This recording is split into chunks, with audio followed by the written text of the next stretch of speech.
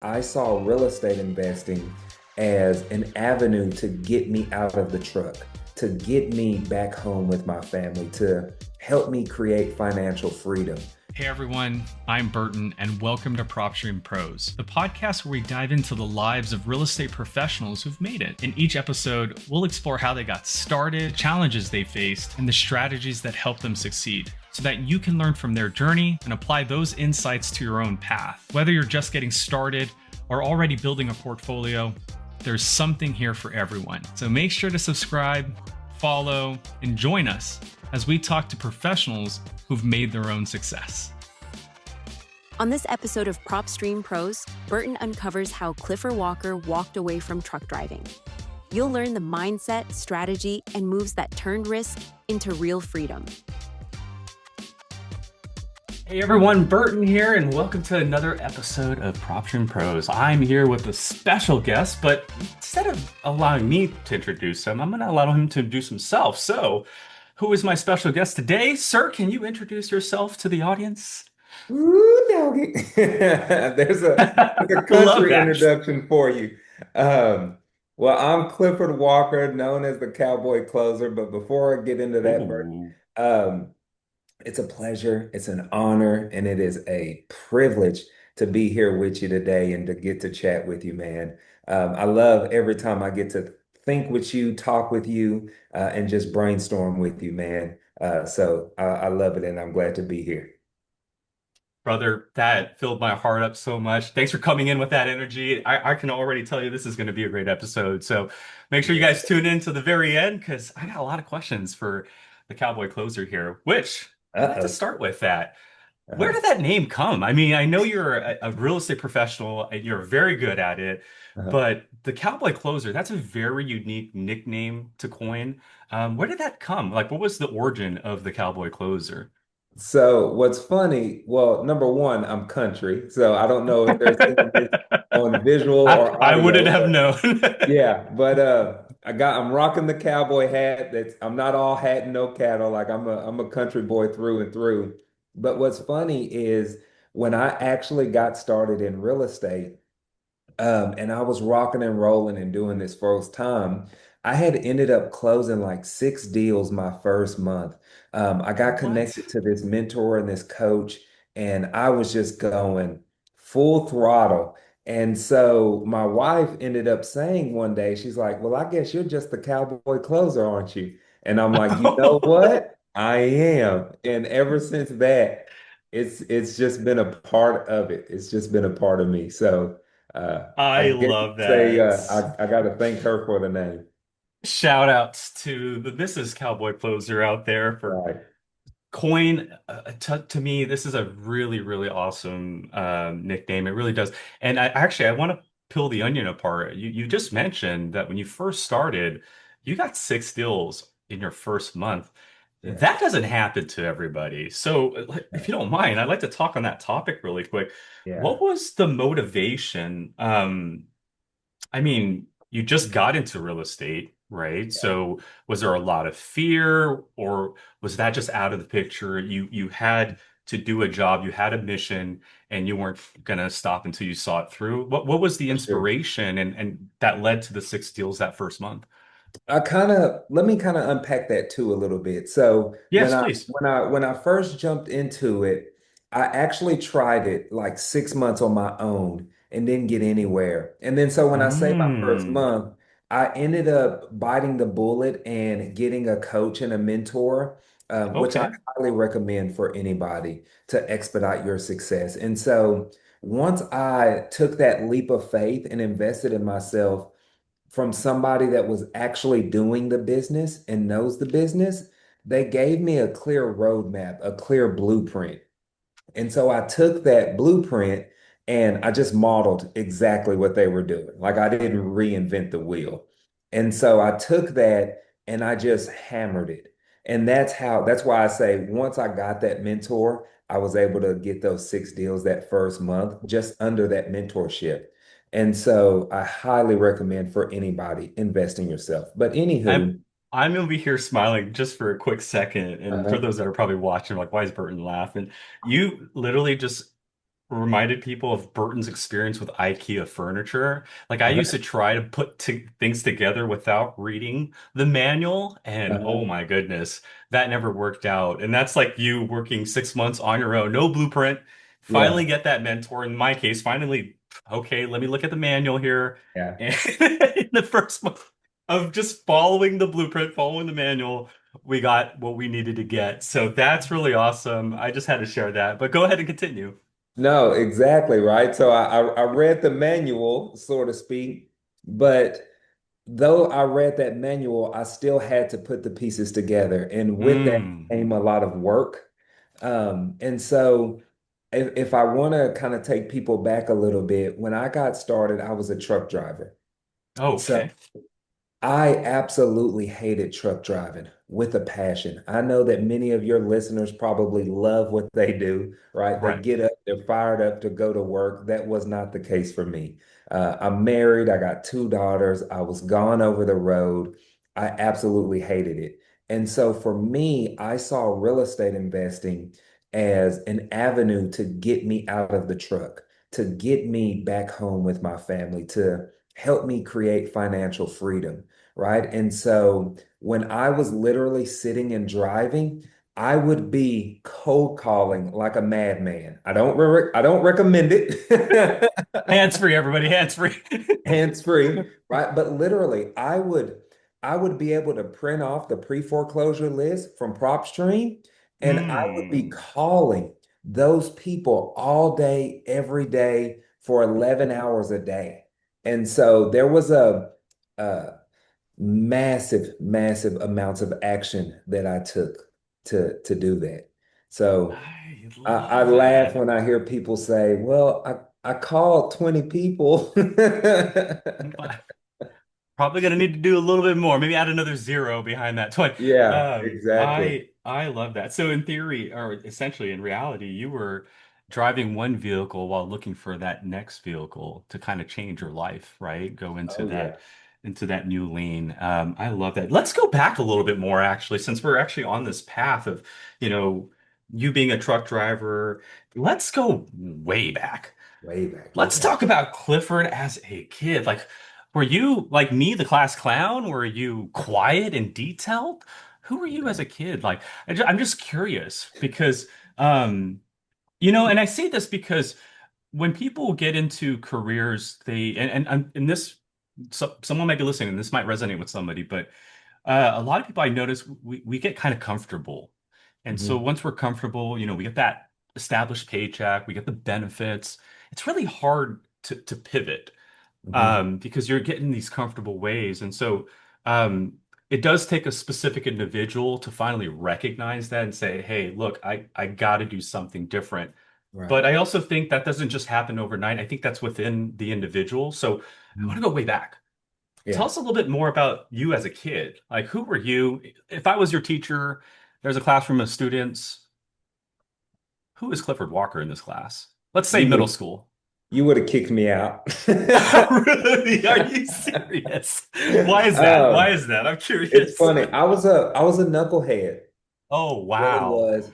I was a knucklehead all through elementary, middle school, early high school. Fun fact, I don't talk about this a lot, and it's funny that you actually bring this up. It's not that I'm ashamed of it or embarrassed of it, I just don't bring it up, but I'm actually a high school dropout. Oh, Um, okay. I struggled a lot with just reading and understanding. I Um, can relate to that. yeah, and so much so that they put me in special education classes when I was little. They Oh, put me wow. in content mastery, is what they call it here in Texas, just because of my reading disorder. I couldn't read hardly, and so my way to overcompensate that was to act up in school, right? Ah, So okay. that's kind of where I was. In fact, I'll share something too, really personal when I got into personal development and self-development, one thing that I've noticed, of course, that some of the most successful people were readers. And so I was like, okay, well, I need to start reading. Well, I struggled so much, even as an adult, with reading. I only bought books that had audio versions along. So Oh, every wow. night Okay. I would sit outside and I would play the audio book and I would read along and follow along.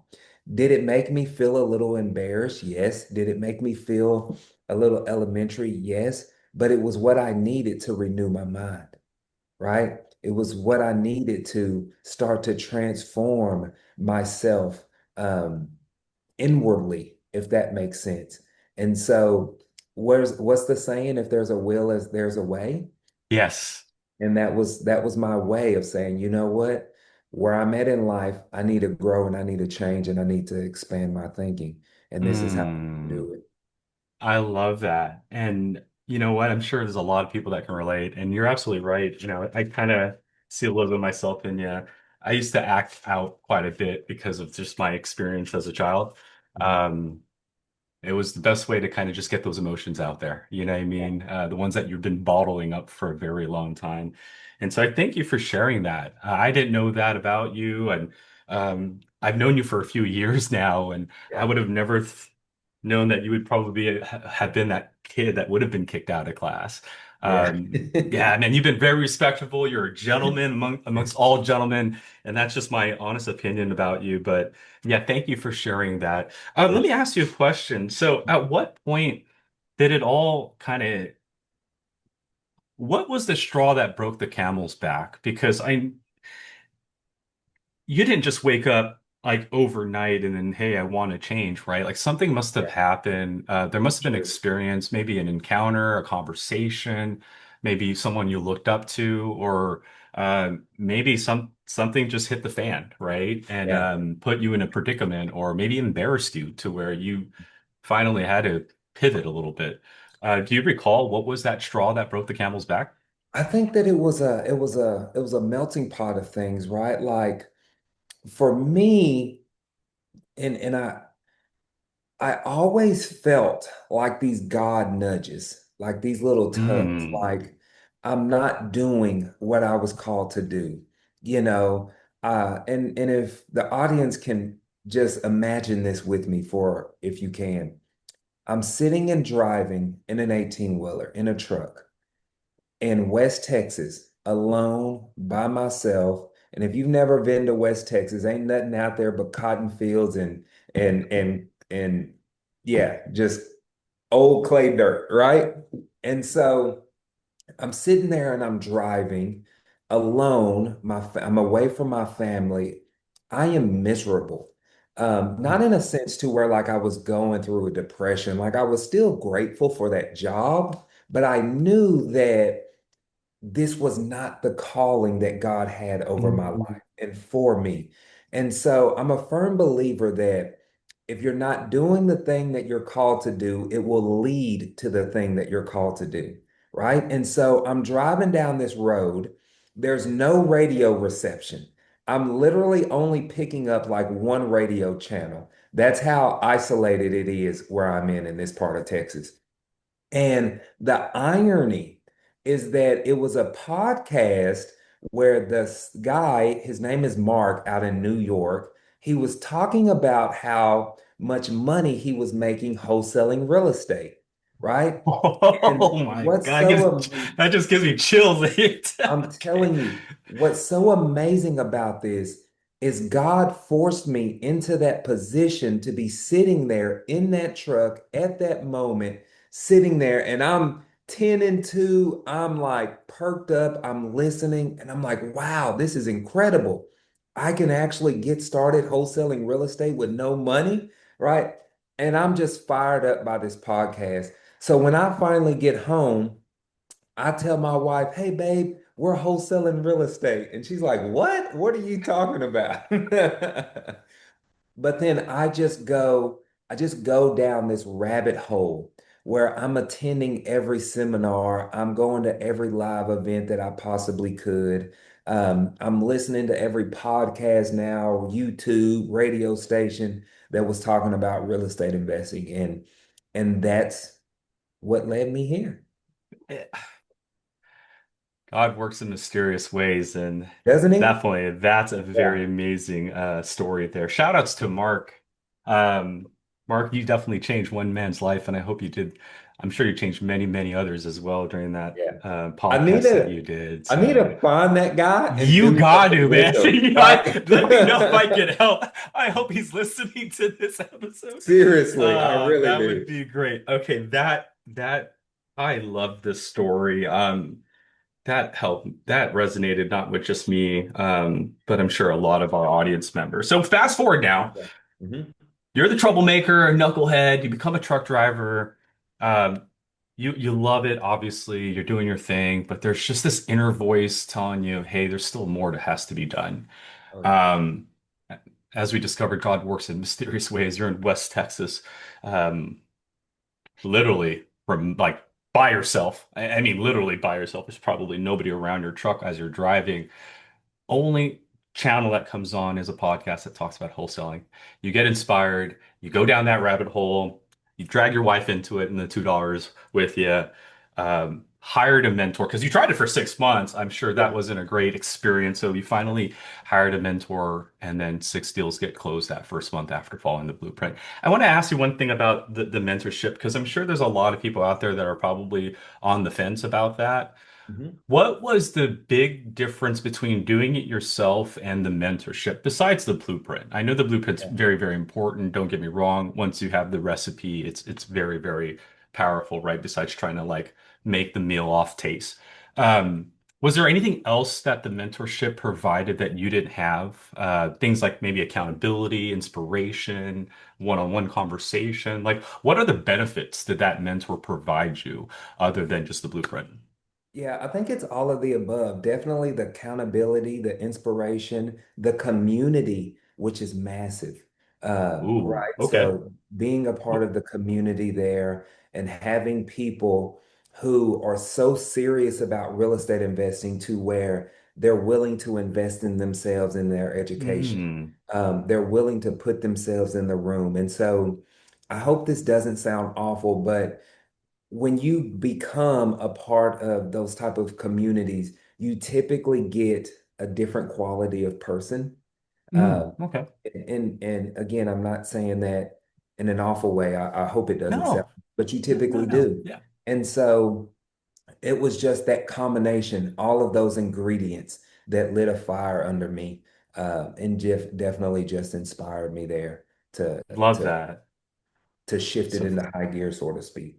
yeah, that's something that I've noticed too, because I've, in my travels and my experience with talking to all sorts of real estate professionals, both new and seasoned, I've noticed it in the more newer category of real estate professionals that is a constant challenge. Essentially, do I do this on my own? And while you can, and obviously I encourage that you try it out, there are definitely benefits when it comes to investing in yourself. I love that you said that earlier. I invested in myself and I Yeah. ended up getting myself a coach.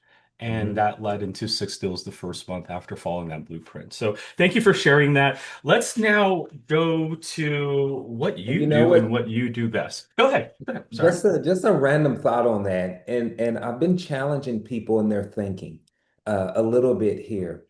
If you are going to go be a doctor, would you not invest in a college education to be a professional doctor? There you If go. you're going to be um, what an electrician, an engineer, right? A plumber, right? All of these things require a welder, some type of additional education that you typically have to pay or invest in to get a Yep. job.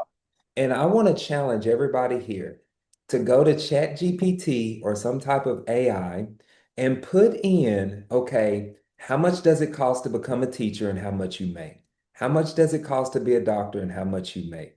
Right? When you start comparing those apples, you're like, wait a minute, I got to go to a school. I had to go to a truck driving school to get my CDL to become a truck driver, right? And but when it comes to real estate investing, so many people are like, I don't want to invest in myself, right? Like, well, wait a minute. Why? Because what you can make here is infinite. It's not pie in the sky. What I love about real estate is you can scale it as high as you want, or you can keep it as modest as you want. That's completely Mm. up to you, right? And so nobody can ever put a cap on your income. ever. I love that. And I agree 100%. I think investing in yourself is very, very important. And that just reminded me of LeBron James. I know it's off topic here, but Mhm. for a long time I never understood why he was considered the greatest of all time. And then you realize his accolades and all the things that he's accomplished as an NBA player. And one day I was reading an article about how much money he puts into his personal his training and all that. Yeah, Seven figures. I think it was like over $1 million a year that he invests in his personal training. yeah, That to me exactly. is the separator. Like literally that, I mean, who does that? And that's what you have to understand. That's Mhm. what's going to take. I mean, you can definitely do this yourself, right? And there are tons of real NBA professionals that have made it to the NBA without investing that much into themselves. But um, I say this, if you want to be the greatest of all time, I think Mhm. Clifford here is onto something, guys. You might want to start considering maybe taking some of that revenue you're making and start putting it towards yourself. Because sky's the Exactly. limit when you start investing in yourself. I love that, man. So 100%. The great best message there. investment is the one in Great, yourself. great message there. Real estate. So you went from truck driving, you Mhm. became a wholesaler. First month, 6 deals. Whew. All right. Life is starting to change, right? It looks like we're transitioning into a new vehicle now. We can start looking back and seeing that 18-wheeler just drive into the sunset without you in the driver's seat anymore. Oh yeah, it's Um, What strategy? Oh it's yeah, gone. it's gone. Now I'm on my horse riding into the sunset, looking at my properties. I Yeah. love that. Real estate. When we talk about real estate, we talk about, what I like about real estate is that um, there's a lot of different strategies. And I always like to emphasize this because when I first got into real estate, and when I'm talking about real estate data, when I joined PropStream back in 2013, oh moly, I'm aging myself here, but I used to think that you could only buy properties through a realtor. That's how dumb I was with this stuff, right? And so when I heard about wholesaling and I heard about people are buying houses in cash directly from homeowners, I'm like, sounds kind of fishy here. But Yeah. as you invest in yourself, as you educate yourself into real estate, you realize there are tons of amazing real estate strategies that one can implement to help a homeowner, to help a buyer at the same time, and obviously to help yourself. What real estate strategies do you specialize in, and why? So I mainly do wholesaling, fix and flips, and rentals, are my main three strategies. I stick Okay. with single family housing. I don't do multifamily. I don't do storage units or commercial buildings or anything like that. I stay in my lane. You know what's interesting though is like you mentioned, there's so many different avenues that you can go down Hmm. under the real estate umbrella.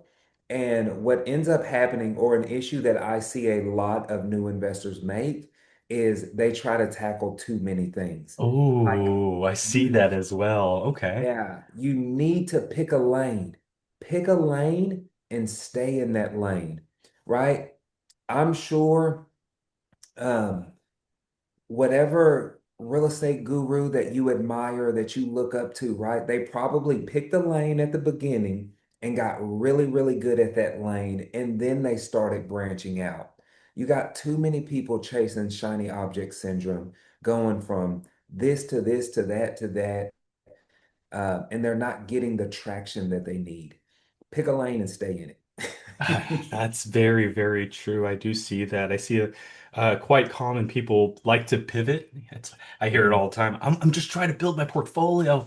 Yeah, That doesn't mean you have to go from one strategy to the next to the exactly. next. I've seen people literally build their portfolio just off single family properties or just duplexes or even mobile homes. I know tons Yeah. of people that have portfolios of tons of mobile homes. So I Exactly. love that. They all work. That's what's beautiful about it. No matter what strategy you choose, they all work. All of them. I Pick love that. If you were to put those three strategies that you do in order from your favorite to your least favorite, and I know you like them all, but if you were to say, okay, out of wholesaling, fixing and flipping, and my rentals, what's your favorite one? oh, wholesaling all day. And Uh why is I that? Why would you say wholesaling is your favorite? I actually hate flipping. I only do flipping to stay current. Really? Yeah, Okay. I really do. Um Wholesaling is just an incredible option for so many people. and the risk is so minimal, right? Mm. Like it allows me to be in multiple markets. It allows me to be able to source the deals directly, so I can cherry pick what flips I want to do, what rentals I want to keep. Oh, that's a very valid point. I can't emphasize. Can you repeat that last part? What is it that you like about wholesaling at that last part? Yeah, I get to just cherry pick my deals. I get to get basically the best cream of the crop, so to speak, for my portfolio, or the ones that are going to be, turnkey flips or whatever it may be. So it just really allows me to basically control the deals. I love that. And the reason I wanted you to repeat that is one of the common things I hear all the time is commissions I'm tired of paying, closing costs. I don't want to look for a wholesaler. These wholesalers don't have the right deal for me. Hmm. Guys, yeah, you heard it from the horse's mouth. I mean, literally, once you become a wholesaler, you control the contract. You get to decide what contract you want to keep and which ones you actually let go. So I love that. Any other reasons you like wholesaling besides the risk as being minimal, multiple It's quick. markets you're able It's to go quick into, and then cash. quick cash? I mean, let's not forget about that, right? Uh, at the end of the day, on a rehab, it might take 3 to 6 months to rehab that house, and Mm. then we have to wait for it to sell. Like, how long is that going to take before I get a paycheck? On average, for me, it's about 3 weeks from contract to close, right? For a wholesale deal? For a Ooh, wholesale deal. nice. So now I don't have to string it along. I know that I'm going to get paid quickly. And I think this is really huge for people who say, you know what? I want to quit my job and do this full time. And now, okay, now you have a valuable option to where you can pay yourself monthly, you can create monthly income, and actually be a real estate investor full time and sustaining yourself and making it into a living. I love that. Is it safe to assume that due to the wholesaling, you were able to build up capital to then pivot into the Mhm. fixing and flipping and then the rental? So essentially, you use it kind of like that stepping stone to the next that next strategy, which is fixing and flipping. And then obviously, rather than fixing and then flipping it, you decide I'm going to fix it and keep it in my rental portfolio. Exactly. So if anything, like that wholesaling was really the entry to all the other strategies that you've implemented. Exactly. And I I think it can for so many folks. really okay. What would you say in your experience when you talk to people and they ask you, "Hey, so Mr. Cowboy Closer, um, you're really awesome at wholesaling, but here are my fears." Like, what are the things that you hear people struggle with when they think of wholesaling or get involved with wholesaling, and what words of advice would you like to give them to hopefully get past that speed bump? Oh, I got a whole lot right here. Oh, let's go at it, man. Let's go. Share them Um, off. I think number one, and I got to give Ed Milet some credit for this. So Shout out when to I Malet. was I was speaking backstage, or I was getting ready to speak at an event that me and Ed Milet were speaking at, and I was telling him how nervous I was because this was one of my first keynote speeches. And he told me, he said, "Give yourself some grace." Right? So Mm. that's the number one advice that I want to tell everybody. Number one, give yourself some grace. This is a brand new endeavor for you if you're just getting started. You are going to mess up calls. It's okay. Y'all, I have messed up hundreds and hundreds and hundreds of calls. I have put my boot in my mouth so many times. I promise I can still taste the leather. Okay? Like, give yourself some grace. It is okay. That's number one. And I even want to put this in perspective. When you went and got your driver's license, you didn't go straight down to the DMV and get your license and then start driving, right? You got in the car and you started hitting the curbs. You started drifting in and out of lanes, right? You started Definitely raising those insurance premiums for sure. Yeah, you started slamming on the brakes. Some of us even had accidents, No, I can agree with right? that. And we did all of this before we had a driver's license. But at some point, you started to get the hang of it, right? You started to stay in your lane. You started not to hit the curbs. In fact, now some of us are so good, we drive with one hand. We're texting and driving now, right? And we don't even think about it, right? And so the same thing applies here. Yes, you might hit a curb when you're talking to a seller. Yes, you might drift out of your lane when you're talking to a seller. But over time, repetition, you're going to get better at it. And then those fears and those jitters and those nerves, all of that is going to go away. It will go away. And then before you know it, you're just on the phone talking real estate deals like it's second nature, right? I love They're that. they're you're able to hop on PropStream and run comps in 5 minutes, and you're like, oh, we're good to go on this deal. Let's go. Right? So give yourself some grace and just know that it's gonna be a learning curve. It is okay. It's okay. That I think the audience needed to hear that. I really do. And me myself, sometimes you beat yourself up so much and it hasn't even begun yet. And that usually Yeah. prevents you from even starting, which is so true. And I think that applies to so many people, whether you're in real estate or not. I think there's just a human nature to kind of overthink. It's like it's a defense mechanism, Yeah. but sometimes that defense mechanism can prevent you from experiencing new things, or if you guys have it, maybe unlocking that true potential Mhm. that you're capable of. So thank you for sharing that. So you've mentioned PropStream. I mean, PropStream, I don't want to talk about PropStream because I'm really here about you. But since we're on that topic really quick, how has PropStream helped you in your real estate journey? Just some quick things that you'd like to share, because I know there's so many different uses of PropStream. Whether you mentioned comping earlier, you mentioned you used it to call a bunch of pre-foreclosures while you were driving in your truck. What are some key features that you like about PropStream that is kind of niche to what you do? Yeah. I'll say this too, and full disclaimer, PropStream has been with me from the very beginning. I Oh, love PropStream. I'm actively using PropStream. I still use it to this very day. It's huge for me to comp deals on it, to pull data on it, to start marketing campaigns. It's a huge component of what we do. I don't think there's a day goes by where we're not actively logged into PropStream. And so it's you huge. you did mention you were in multiple markets. Are you using PropStream in all those markets as well? Yes, Oh, absolutely. okay. How Yeah. has it helped you in those markets?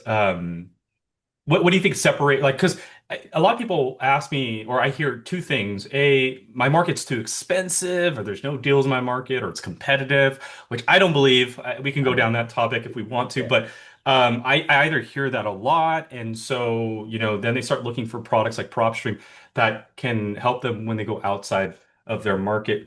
How has what is the difference between like investing in your market versus remote investing, and how has PropStream played a role in that? It just simplifies everything for me. And it's actually not much different. Like if Really? I'm Okay. staying local here in Dallas, Texas, and I'm going to pull the pre-foreclosure, then I'm going to do the same thing, but in Atlanta. I don't know. I'm actively in Atlanta. It's a market I do deals in, but I don't know the whole layout of the land. I've literally only visited Atlanta like twice in my life. So Really? it's not like I just am And you're fully, doing deals there? That's crazy. yeah. That's And awesome, though. and PropStream makes it doable. I literally just this week, no kidding, launched Columbus, Ohio. I have never been in Columbus, Ohio ever, not one time. Right. So it just makes it easy. I just put in the counties that I want to start marketing in. I pull the data. We launch some marketing campaigns. You can literally be in any market within an hour, 2 hours max. That to me is just crazy that you said that because I remember when I first started with PropStream, and this is our product here. This is our CD version. Um, remote investing was rare. It wasn't a Yeah, thing that you can do. Data wasn't obviously there, right? yeah, And so to hear that you're able to just be like, Columbus, Ohio, yeah, let's go ahead and do deals there today. And then to yeah. be able to just pull a list, market, And then I'm sure when the owners call, you now have the ability to check mortgage info, equity, comp properties, and Mhm. stuff like that through PropStream. That is crazy. But with that said, Columbus, Ohio, does that mean we might see a Cowboy Closer pop up there in the future, maybe? Just, Hey, you oh, know? absolutely. I'm down. Okay, all right, man. Any Absolutely. investors out there listening, uh, tune in. I mean, you might want to follow Cowboy Closer here because he might just announce his visit to your neighborhood in the near Right. future. That is awesome. We're coming to an end here. I want to make sure that we do provide value to our audience members. So I want to pivot to kind of a conversation towards our audience. Not too often do we have the luxury of speaking to an awesome real estate professional like yourself. And so I want to, for selfish reasons and for, the fact that I care about our audience, I want to take advantage of your expertise and I want to just extract all that. So I like this portion of No pressure. I like this portion of our episode. It's just thoughts for the audience. Uh-huh. But I want to kind of give you an open mic. What Mhm. what would you like to say to the audience members? Is there any message that you like to give out there? I mean, there might be someone that's listening, maybe in the same position you found yourself in many years ago. Maybe there is a truck driver that's driving down that lonely road right now who wants to take care of his family, who wants to achieve what you've achieved. What message would you give to that person listening on the radio right now? Um, we talked a little bit about like the fear and doubt. I kind of want to let everybody know that, hey, feeling those things are okay. We just can't let those things control us, right? Um, that fear, that doubt, those are dream killers. We have to move anyway because you never know the impact that you're going to make by you betting on yourself, by you taking that massive leap of faith. If you would have told me 7 years ago, I've only been doing this since 2019. And I have had the blessing and the privilege to speak on stages, to become a best-selling author, to launch a nonprofit, all because I started real estate investing, all because I betted on myself, y'all. And I just couldn't believe that my life would be so much different. And there's somebody listening where you have books in you, you have ministries in you, you have an impact that you can make way beyond just making money, right? And lining your pocketbook. Like that is great. But also, I think about the people that we serve. And this is what I believe to my core. I believe that we are building generational wealth by serving other people. That is Mm. what this is all about. If you want longevity in this industry, focus on serving. Y'all, I'll tell you a secret. I'm not no type of grandmaster closer. I'm not, right? Don't let the name fool you. But when I go into any conversation with a seller, my goal is how can I serve you? How can I help you? Oh. Because these families are going through a tough season in their life. They're facing foreclosure. They're going through a debate, a probate, or a divorce, right? They need somebody to come in there and pray with them, Mm. not on them. Am I making sense here? Oh, can you repeat that? Please, Right, that. like Ooh. and Oh, man. so seriously, like just focus on the serving and all of the other stuff takes care of itself. All the other stuff. So I think that would be my little mic drop moment there. Dude, that last statement really put the hairs in the back of my neck up. I think you said they need someone there to pray for with them, Pray not to with them, pray. not pray on them. Mm,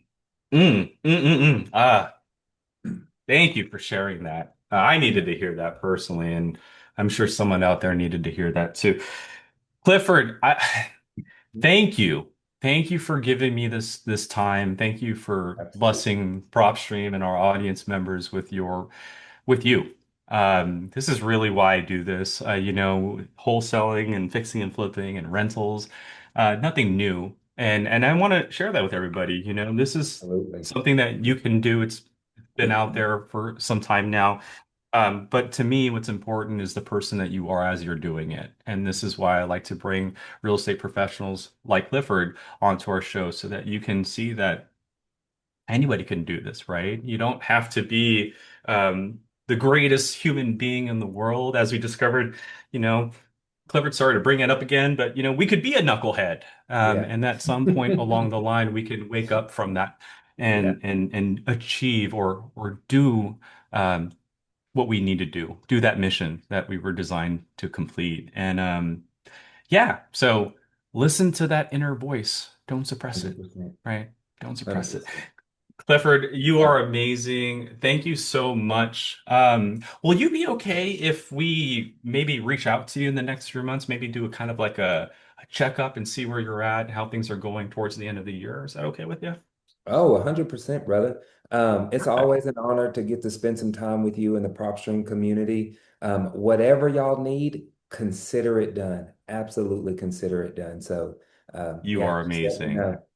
And then the last two things is how can people get a hold of you? I mean, do you have any social media? Do you have a YouTube channel? How can any of our followers learn more about you or follow your journey? Oh, absolutely. I'm big on Instagram and YouTube, Clifford the Cowboy Closer across all platforms.